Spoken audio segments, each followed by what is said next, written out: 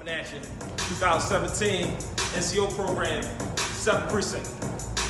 Got a little flow for you. I got energy, got a lot of energy. Trying to get a hood, lots and lots of synergy.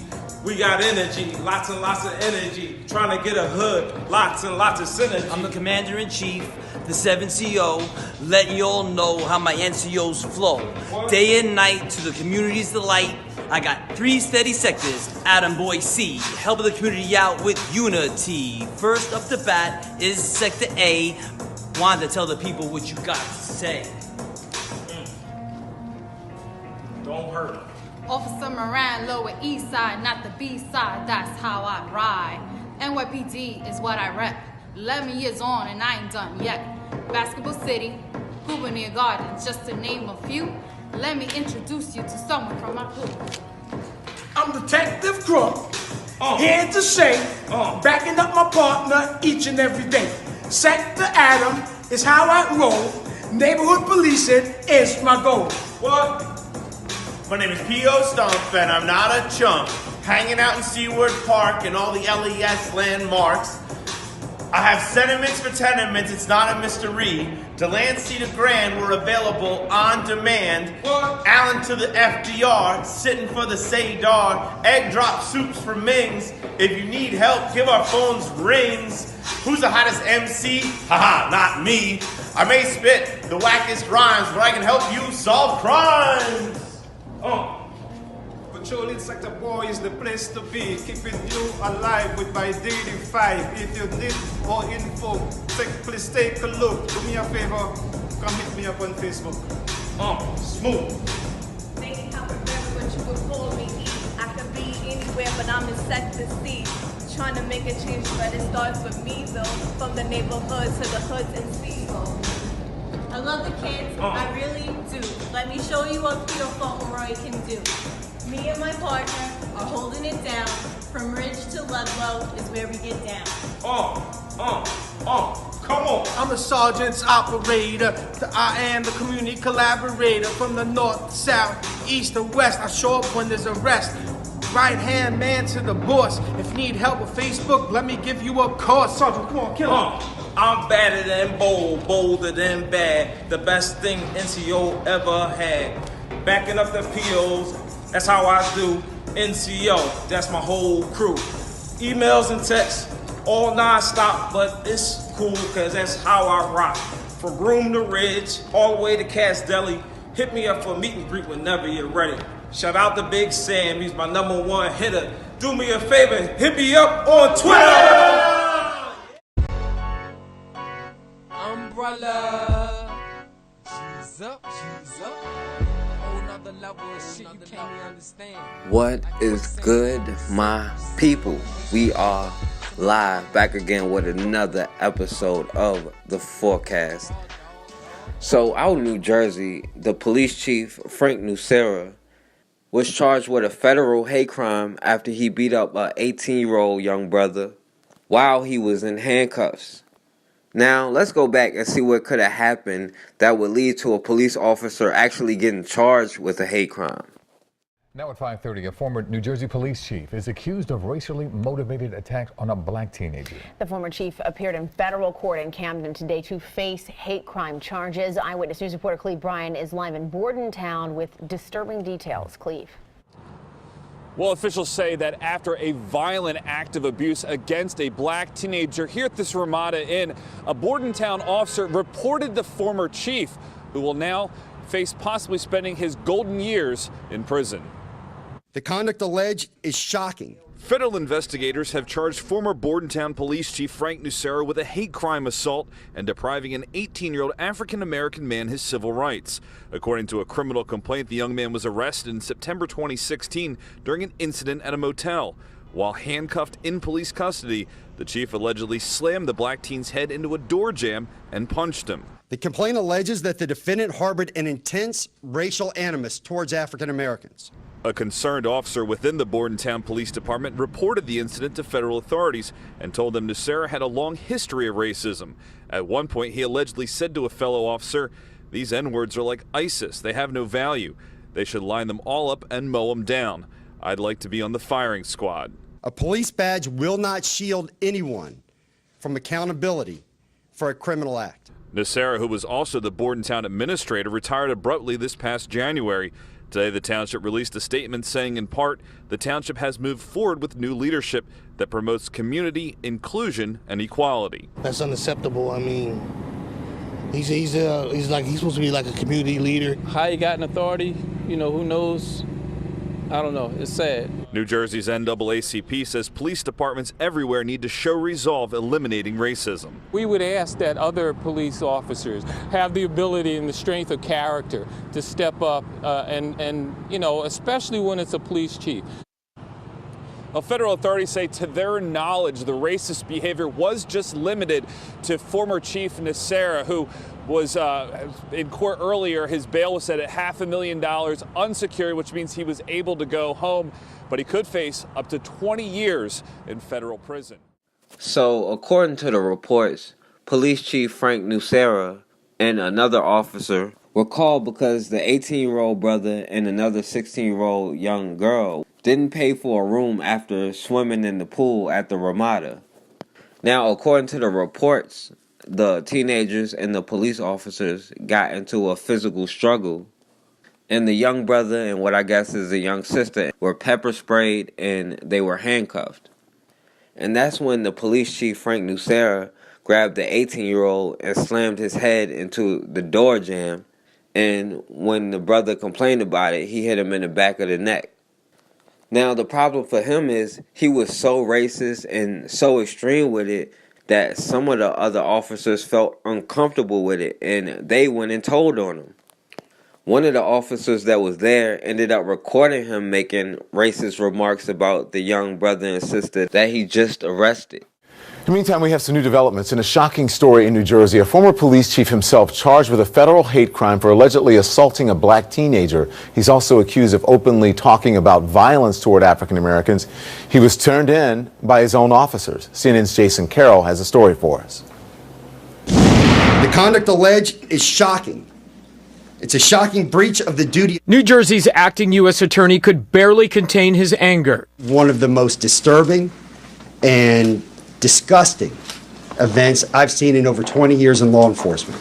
His anger directed at this man, charged to uphold the law, Frank Nucera Jr., Bordentown Township's former police chief. Nucera, who had recently retired, now faces federal hate crime charges. Chief Nucera harbored an intense, senseless, irrational, and bigoted view towards African Americans. A criminal complaint graphically details the allegations, centering on an incident in September of last year. Bordentown police arrest 2 African-American teenagers for failing to pay their hotel bill. Nucera allegedly assaults the male teenager when he slammed his head into a door jamb, causing bodily injury. The complaint says an officer heard the teenager's head make a loud thud as it hit the door jamb. Later, Nucera allegedly says, "I'm tired of them. It's gonna get to the point where I could shoot one of these and that bitch lady, she almost got it." On that day, he came into contact with a prisoner. That prisoner was in custody. That prisoner was restrained. They were handcuffed. They were not an immediate threat to anybody. The complaint further alleges Nucera has a history of making racist comments. One officer says he heard Nucera say, "These are like ISIS. They have no value. They should line them all up and mow them down. I'd like to be on the firing squad. I could do it." Nucera is also accused of using police dogs to intimidate African Americans. His own officers, so fed up with his behavior, alerted the FBI. An officer recorded Nucera repeatedly using racial slurs. The overwhelming majority of law enforcement officers in the state of New Jersey know that their job is to uphold and obey the law. Those who choose to use their authority to discriminate against individuals will be treated as criminals and arrested and prosecuted. The people who are most disgusted by it are the members of the New Jersey law enforcement community, because this defendant made their jobs much harder. Residents of the small New Jersey township outraged someone sworn to protect all citizens of all races could act with so much hate. He did something like that. he deserves whatever's coming to him. If this was all true, I just don't know why it took so long for all this to occur. It should have been, to me at least, earlier. No one answered the door at Nucera's home for comment, and it's not clear if he entered a plea. His attorney did not return our calls. The man once responsible for putting people behind bars, now facing a maximum of 20 years in prison if convicted. Jason Carroll joins me now here. Jason, do you have any indication that if this behavior went beyond others in his command? Well, look, that's certainly a concern for a lot of those folks there in the community. Investigators were asked about that during a press conference. The U.S. Attorney feels as though their investigation led them to a point where they believe it does not extend beyond him. However, there are those in the community who do realize that his son is also on the force, so you can perhaps understand why there might be some concern there. But once again, U.S. Attorney says they believe that they are confident their investigation stops with him. They have Police Chief Frank Nucera on tape saying all kind of racist stuff. They have over 100 hours of recordings of him saying racist stuff, including how black people should be killed, and he would be willing to do it. Now, they'll go all the way out the way to try to make him seem like a lone wolf. It's not some kind of mindset that is inside the police department, regardless of how many investigations say otherwise. This man who has been a cop for 34 years, who was able to make his way up to captain, and who obviously felt comfortable enough to say these kind of things to other officers, so I wouldn't assume this is anything new. But, all of a sudden when he finds out he's going to be investigated, he decides to retire so he can cash in on them retirement benefits. But regardless of all the violence and the police brutality and the people that the police beat up in New Jersey, they're trying to say that this is just strictly limited to this one guy. And this kind of mindset stops with this one officer, because the rest of them are disgusted by it. They're so busy trying to criminalize us and to make everybody else be the terrorist so they can be the good guy, that they could never admit to this being a systematic problem. They could never admit that, because then how would they justify their actions? It's not racism that holds us back. Racism doesn't exist anymore, well, at least till Obama came anyway. That it's our inferiority that holds us back. But more importantly, it's their superiority that puts them ahead of everybody. They're so desperate to make us look like terrorists and to link us to anything any black person does. We begin this half hour with the debate over classifying violence committed against police officers as hate crimes. Texas is poised to join Louisiana and Kentucky as the third state to pass a so-called Blue Lives Matter law. More than a dozen other states have similar legislation pending. The laws call for harsher punishment for those convicted of killing or assaulting an officer. But critics question whether those laws are effective at preventing violence at all. Tony DeCopel traveled to Texas to learn more. Tony, good morning. Good morning. The latest numbers show violence against police officers is indeed on the rise, and that's one reason why many people back these proposals. But others say hate crime laws simply aren't meant to cover men and women in blue. When a sniper opened fire in Dallas last July, Heidi Smith's husband, Michael, was one of 5 officers killed. Just because he wore the uniform, he still came home to us every night. Now Smith is afraid more police will be targeted. I was in downtown Dallas going to an event with my children. I was scared the whole time at night to be in a patrol car. What were you worried about? Someone walking up and shooting us. A hate crime. Yes.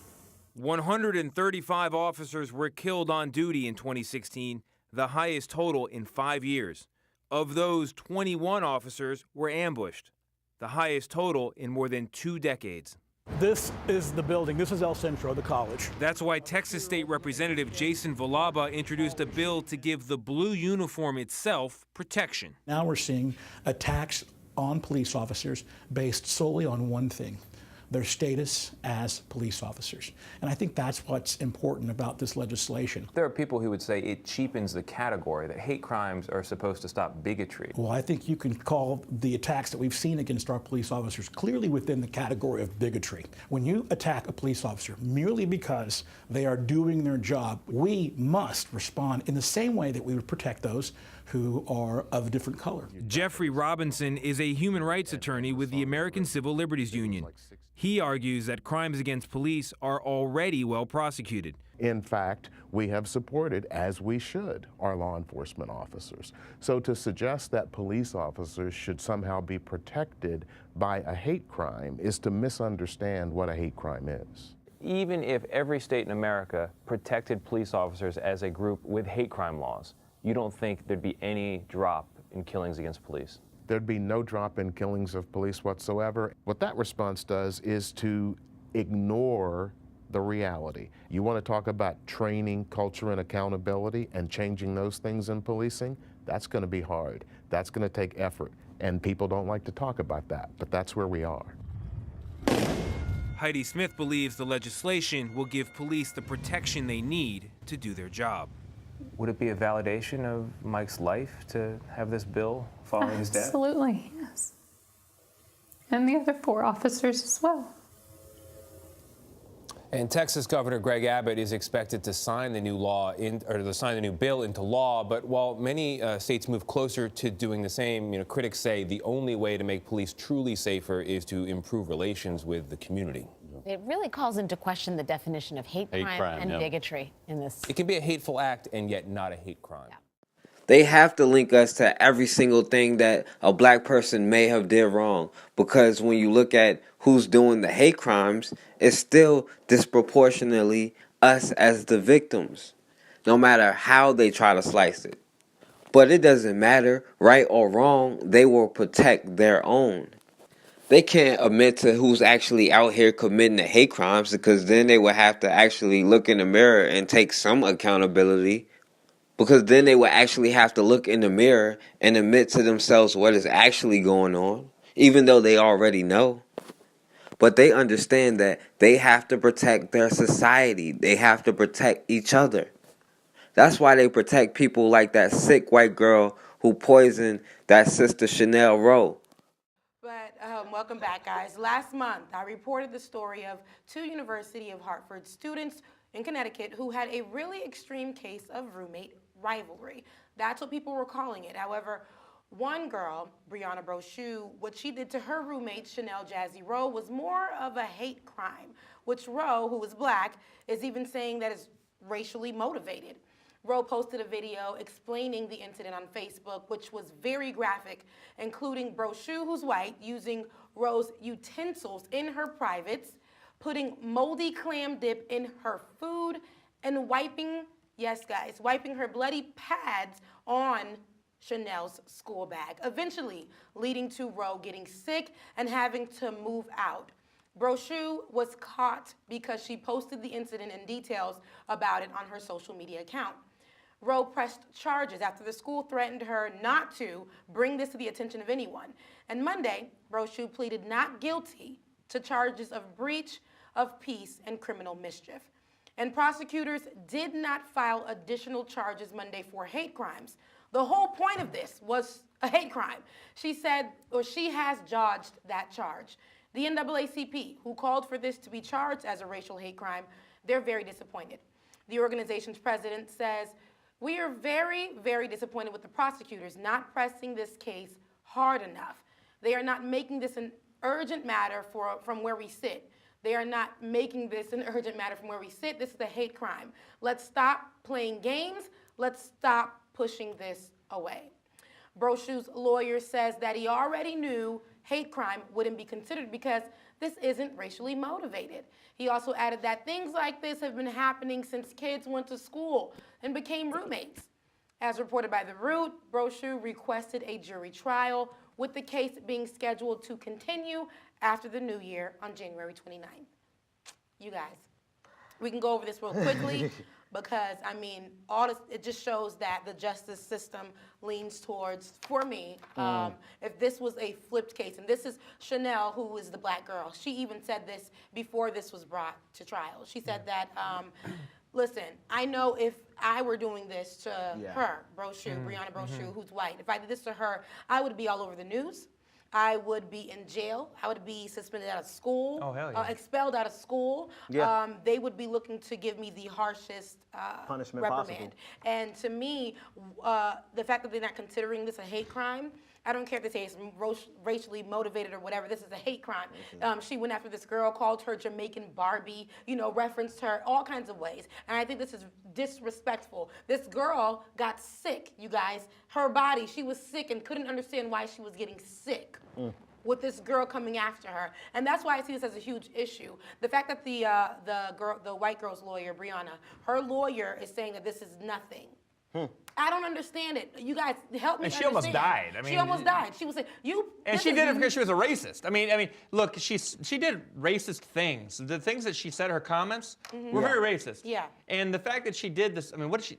It's disgusting. No, you guys, I gotta let y'all know it is disgusting, and I wouldn't show the pictures because you can see it. But she took her pads, her bloody pads, and wiped it on. And I'm telling you, I know it makes you guys uncomfortable. And wiped it on this girl's bag, and she was inhaling this every day. Oh no! What about the toothbrush? Yeah, put it where places where she put it on her page. She said she put it in places where the sun don't shine. Took her toothbrush and she uses that toothbrush. Put it in places where the sun don't shine. That could be her vagina or her ass. It's one of those two, and she's like, you know, scrub, and then all of a sudden she's like, I can't breathe. And then meanwhile, the white girl's like, I don't know why that might be. Yeah, she's like, ooh, and then went on social media and bragged about it. And there was proof of it, and I'm pretty sure they brought this with them, and the NAACP is fighting for her. This girl was told by the university not to bring this subject, you know, to any attention of anybody, or they would expel her. So now she's not getting any hate crime charges, even though she specifically referenced the woman's woman's nationality, her ethnicity, her race. She did a lot of things, yeah. I mean, everything about this attack was being upset. She was upset about this black girl in a room with her, and this is not going to rise into the level of a hate crime. That girl looks way too young to be born in 1952. You know what I'm saying? Racism, honey, because you know people are still saying racism don't exist. But honey, she's in that 31% that still support the Republican Party. Trump. That's a Trump voter right there, baby. No, that's a Trump voter. And the lawyer who's representing her, and I understand you're trying to do your job, but honey, let's be real. It's a hate crime. Yeah. You know what I mean? There's no way around this, and I really hope that this girl gets justice some way or another, but we already see how this would play out. Well, that's why she asked for a jury trial. She asked for a jury trial because she knows full and damn well that there's a possibility that she'll have a jury of her peers. If the toothbrush didn't fit, you must acquit. Jesus. Oh, Jesus. All right. Now, this white girl, Brianna Brochu, who has evidence of saying racial things, who the roommate has reported racial things before the incident, who did some sick things only a psychopath would do, yet it can't be considered a hate crime. But let you say, police stop shooting me, oh, well, that's a hate crime. And I didn't hear one white feminist who's down for the cause, or even really one black feminist, have anything to say about this either. Now, at the end of the day, none of this is a surprise. We know how the justice system works. We know how America is. The only difference between now and 1864 is the illusion of freedom. The only difference between now and the 1950s is the illusion of inclusion. Our history is the only history they want us to forget. But we're the only ones that keep letting history repeat itself over and over and over. We have things in our past that we can learn from and benefit from and recreate and do over again and be successful. And we have things we can learn from not to do again. But at some point, we're going to have to realize the truth at where we stand. And we don't have to worry about proving the truth to anybody else. All we have to do is worry We don't have to worry about proving the truth to anybody else. We only have to think about understanding the truth for ourselves and how to move forward and how to build a nation and how to protect ourselves. But as long as we're under their jurisdiction and subject to their laws, things will always be the same. 2 Edgewater police officers have resigned after an investigation found they were texting racist messages to one another. Well, I just can't believe that a police officer would even say that in jest. So today, we tried to talk with city leaders about what the investigation revealed. The report shows an officer explained to investigators the text messages were meant as a joke. Channel 9's Steve Barrett is live at the city government complex. Steve, no one from there was willing to talk to you today on camera about all this. Vanessa, I did get a hold of the mayor of Edgewater this morning. He said he's absolutely appalled and he thinks these men did the right thing by resigning immediately, but he said he didn't have time to talk to us on camera today. I also tried to get a hold of the city manager, the police chief, and all 4 council persons, either by telephone or just by going in the city hall complex here and handing them my business card. In none of those cases did anyone call me back. It just goes to show you that we haven't come as far as we think we have. Today, Linda Walker was disgusted by texts between an Edgewater police sergeant and an officer who both resigned immediately when confronted by the chief of police. You look up to police officers, especially children do, and you look up to them, and to know that they really think that, it hurts. But Channel 9 has learned that even children were targets of seemingly sick, racially charged texts that came to light when another Edgewater police officer turned in Sergeant Matthew Snyder and Officer Tyler Wetherell. In one exchange, the disgraced officers talked about rifles. Sergeant Snyder saying he had a nice one up north, sold it though, nothing big enough here to shoot with it other than blacks. Snyder then texted, "A 243 is good for picking off the little ones." Officer Wetherell shot right back, "You're right, can't forget about the," then typed a version of the N-word that refers to black children. Snyder texted back, "It's better when you hit them and watch them twitch for a minute." I'm pretty upset, and I think everyone in the community should be upset. Other texts were memes, saying things like "Black looters matter." In one text, Snyder suggested you can starve a black person by hiding a paycheck under their work boots. The Internal Affairs report says both men resigned immediately, but for 2 days now, no one from the city of Edgewater would talk on camera. I asked everyone in this city to talk to me on camera, and they didn't. Does that concern you? Oh, yeah, because it's just covering up once again. And it's worth noting that the text happened in September. These men were confronted and they resigned in October. And it's just now in the late December that we're just finally getting a hold of this internal investigations report here. One more thing we asked about, will those men receive any kind of pension or any compensation going forward here? We still haven't heard back on that one. He portrayed himself. It was as if he was used to it. It was a routine. So, when you say that I see it as if something being usual for him, yeah, you know what I mean? Because the way it was just like he ain't care. He was gonna do it regardless. It can't nobody do nothing to him. You know what I mean? And far as I'm concerned, no disrespect towards y'all, but I don't really see anybody doing anything to him or he really getting tried or anything like that.